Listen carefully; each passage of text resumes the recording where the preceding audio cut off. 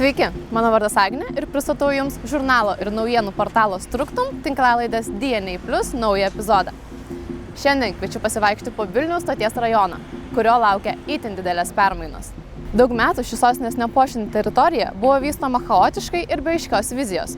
Miestiečiams iki šiol čia nejauku būti, trūksta sutvarkytų viešųjų erdvių, darnaus eismo planavimo ir autobusų bei geležinkelio stoties pastatų atnaujinimo.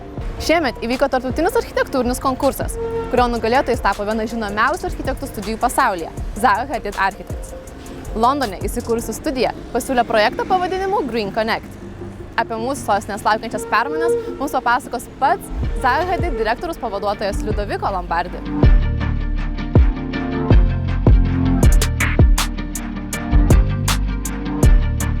How come Zaha Hadid decided to take part in this competition? Tell us a short story behind. We are, as a practice, we're very interested in transport-oriented projects. So we thought that even if it was an open competition, that of course it's a risk because there is more participants, no pre-selection. We think it was still very worth to try that because it's a main station of Vilnius and it's a project that we wanted to pursue. So I think it was a company decision that it was worth the investment and the risk, if you want. Well, obviously it was. Yeah, and now by all means, now we're very happy that finally we are ready to start.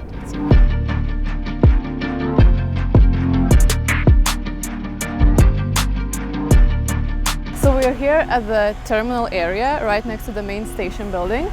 Could you tell me how is this area gonna change? What's gonna happen over here? There's going to be a bridge connecting this side to the other one.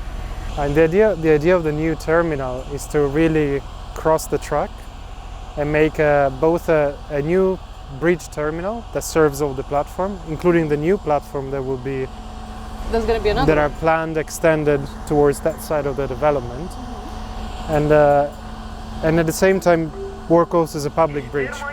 So the new connection will be a station and a bridge itself, serving the two sides of community at the two sides of the stations.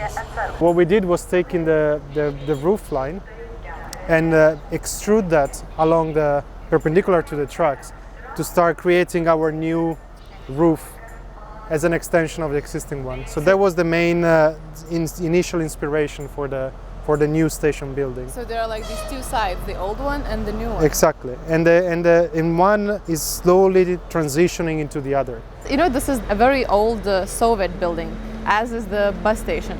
How much experience do you have with Soviet buildings? Yes, it's a Soviet era building, but it is an heritage building, so we have the experience in working with that, and we always use partners that are specialists in that. So even for this particular renovation, we will for sure include a specialist, a heritage specialist that is local to help us with it. And then of course we need to be very sensitive about the interface between the new build and the existing building to make sure that there is a seamless transition, but there is also clearly an integration between the two.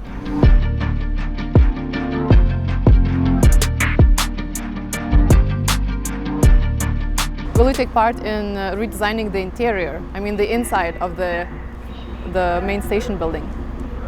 I think we'll definitely be involved in the overall design of all components of the projects, including also the interiors of the building. But I think for that we will keep a more neutral and maybe respectful restoration approach, versus we are going to do, of course, the full interior design articulation for the new build part. But we want to be involved in both. So what about the functions? How much do you get to decide what's going to be inside the station building and how much is it told in the client brief?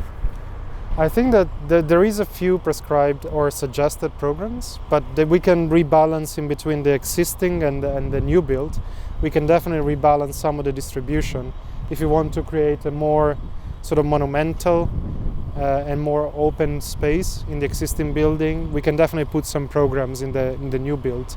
And the two sides, the two wings, definitely have opportunities for some cultural exhibition spaces that couldn't reach the use of the building, not as a station only, but as a destination, let's say.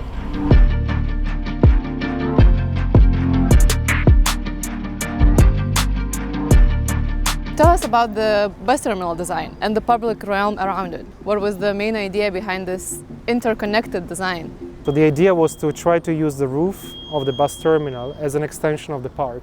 So the bus terminal has a roof that slowly slopes towards the park, and we use the level difference to also mitigate some of that. And we create an amphitheater towards the public park, let's say, and we try to hide in a way and mitigate the bus traffic which is under the roof.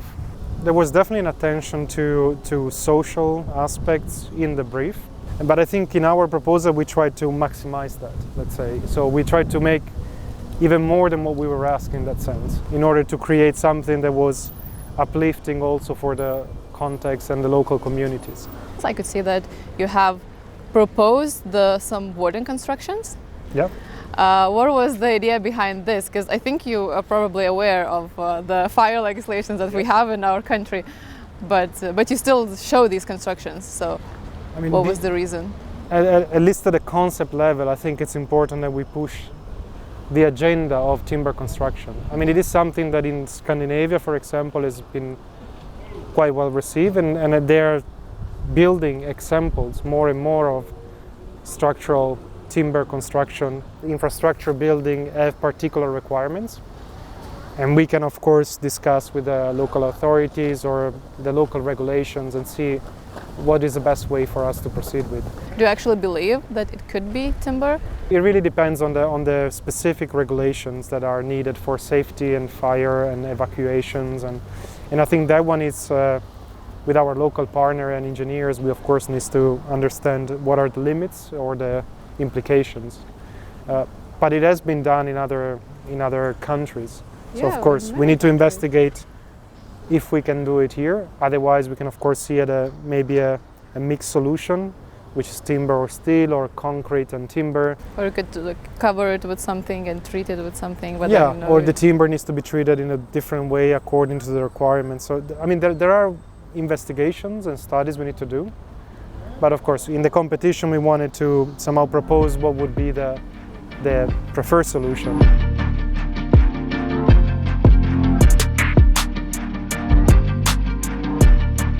When will the redevelopment start? I think that now the organizers are still finalizing the closure of the competition stage.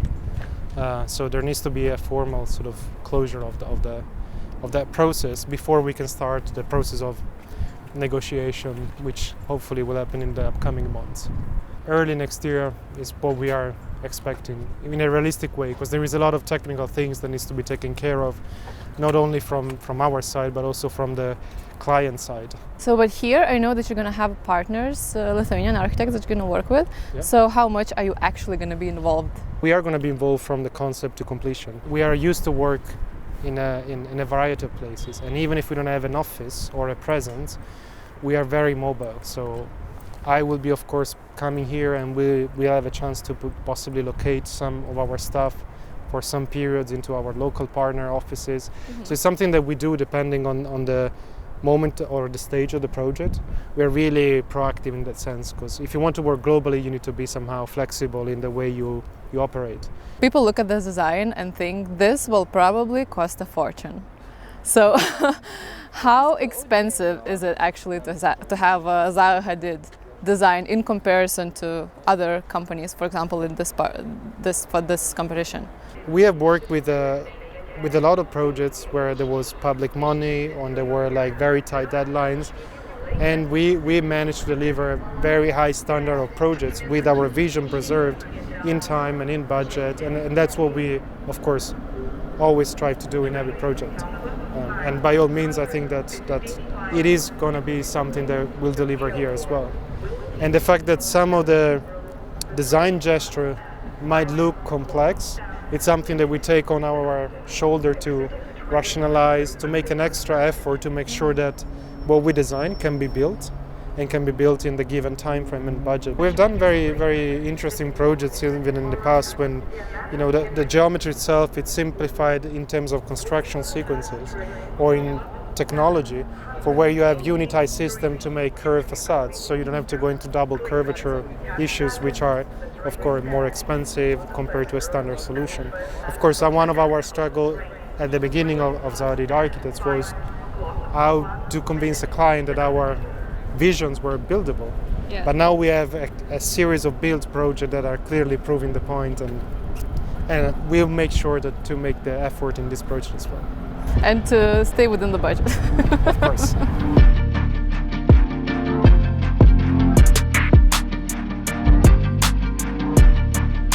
Jau po keliarių metų Vilnius pasikeis net pažįstamai.